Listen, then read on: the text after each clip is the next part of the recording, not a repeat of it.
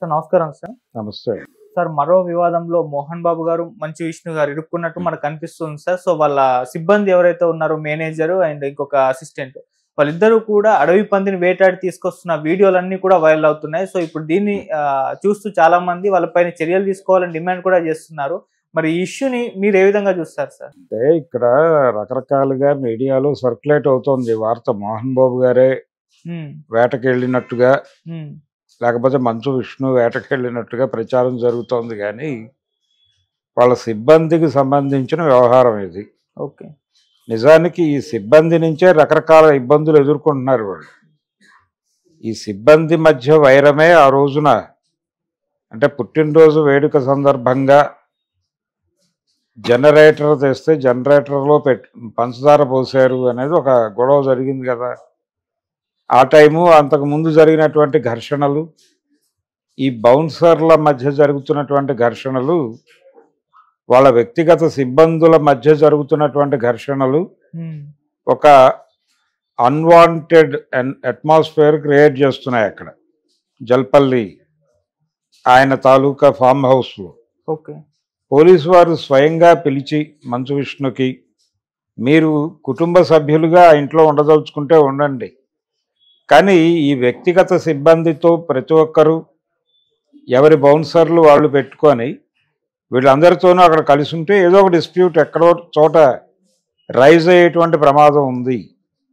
అందుకని వాళ్ళని మీ ప్రైవేట్ ఆర్మీలను బయట పెట్టి లోపలికి వెళ్ళండి అన్న పద్ధతిలో ఆయన దగ్గర నుంచి ఒక అండర్టేకింగ్ కూడా రాయించుకున్నాడు ఆయన.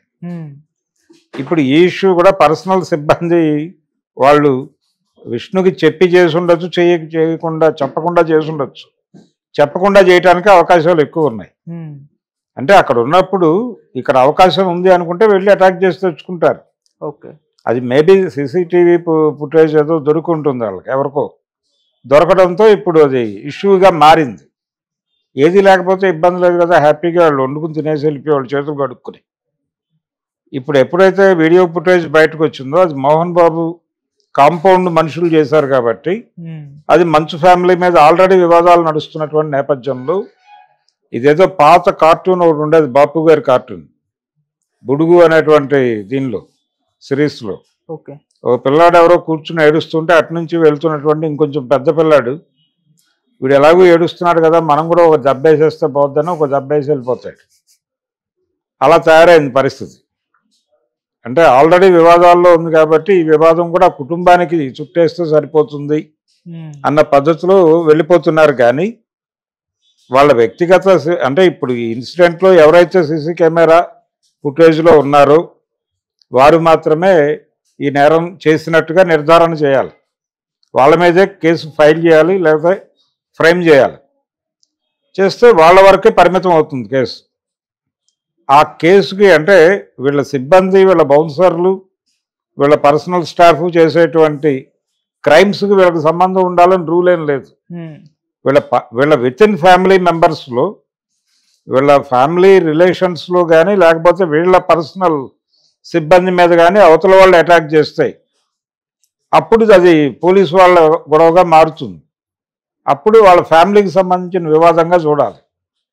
అలా కాకుండా ఇలాంటివి ప్రతిదీ మోహన్ బాబు ఫ్యామిలీకి రిలేట్ చేస్తే ఇబ్బంది. ఇప్పటికే వాళ్ళు 24 యాక్చువల్గా ఆయనకి టైం అయిపోయింది, కోర్టు ఇచ్చినటువంటి టైం. దేనికి? ఆ రిపోర్టర్ మీద అటాక్ చేసిన, TV9 రిపోర్టర్ మీద అటాక్ చేసినటువంటి కేసులో దాని మీద ఆల్రెడీ వాళ్ళు లీగల్ ఫైట్ చేస్తున్నారు. ఈ లీగల్ ఫైట్ జరుగుతోంది. ఈ టైంలో మళ్ళీ ఈ వివాదం వాళ్ళ ఫ్యామిలీ మీదకు వాళ్లే చేస్తున్నట్టుగా ప్రమోట్ అవటం అనేది ఇబ్బంది. అంటే ప్రతిదీ మా మీదే వేసేస్తారా అన్న పద్ధతిలో మాట్లాడతాడు ఇప్పుడు రేపు ఆయన. కొంత సఫకేట్ అవుతున్నాడు. Already media over attention pay చేస్తోంది మా ఫ్యామిలీ మీద అనే చిరాకు ఉంది ఆయనకి. అది ఈరోజు కాదు, వాళ్ళ ఇంట్లో హెయిర్ డ్రెస్సర్ వివాదం జరిగిన రోజు నుంచి ఆ పెయిన్ ఉంది ఆయనకి. ఆ పెయిన్ కంటిన్యూ అవుతోంది. ఆయనలో ఒకటిసారి బరస్ట్ అయింది అది మొన్న. ఆ బరస్ట్ అయిన సందర్భంగానే ఆయన మైక్ తీసుకుని దాడి చేశాడు పర్సనల్ లెవెల్లో. ఆ దాడి వికటించి ఆయన మీద కేసుగా పరిణమించింది అది. ఇప్పుడు దానికి సంబంధించిన కేసు ఎదుర్కోవాలి ఆయన. ఈ పరిస్థితి ఆల్రెడీ ఎమర్జ్ అయి ఉంది. ఎమర్జ్ అయి ఉన్న టైంలో ఇప్పుడు కొత్త వివాదం ఎజెండాలోకి వచ్చింది. దీన్ని కూడా మా కుటుంబానికి చుట్టేస్తారా అంటారు రేపు పొద్దున. కాబట్టి ఎవరు చేశారో వారే నేరస్తులు తప్ప వారు ఎవరి దగ్గర పనిచేస్తున్నారో వాళ్ళు కూడా నేరస్తులు కాదు. అయితే వీడు నిరూపించుకోవాలి, ఇది నేరం నా కోసం నేను చేయలేదు, బలానా ఆయన నేను పనిచేస్తున్నటువంటి ఆసామి నన్ను పంపించాడు ఈ పని చేసుకురమ్మని ప్రూవ్ చేయగలిగితే అప్పుడు ఆ ఫ్యామిలీ లయబిలిటీ వస్తుంది. అంటే ఈ కేసు వాళ్ళ కోసం చేసిందని ఇతను ఎస్టాబ్లిష్ చేయగలిగినప్పుడు మాత్రమే మోహన్ బాబు కుటుంబం నేరం చేసిందని చెప్పాలి. అప్పటి వరకు వాళ్ళకి గుర్తింపు లేదు కాబట్టి, వ్యక్తిగత గుర్తింపు లేదు కాబట్టి మోహన్ బాబు స్టాఫ్ చేసింది అని మాత్రమే మాట్లాడుకోవాలి. మోహన్ బాబుకి కానీ విష్ణుకి కానీ ఇప్పటికి లభిస్తున్న ఆధారాల ప్రకారం వాళ్ళకేమి ఇన్వాల్వ్మెంట్ లేదు, వాళ్ళు వెళ్ళలేదు. అలాగే దానికి సంబంధించిన ఫుటేజ్లో కూడా ఎక్కడా వీళ్ళు లేరు. అందుకని వాళ్ళు ఇది తమ కుటుంబం మీద అనవసరంగా దాడి చేయటంగా భావించి ఆల్రెడీ నాగార్జున వ్యవహారంలో జరిగింది. ఇది నాగార్జున ఎన్కన్వెన్షన్ వ్యవహారంలో ఆ ఇష్యూలో ఆయన ఎక్కువ మాట్లాడదలుచుకోవాలి, చాలా తక్కువ మాట్లాడాడు, ఎవరిని మాట్లాడొద్దని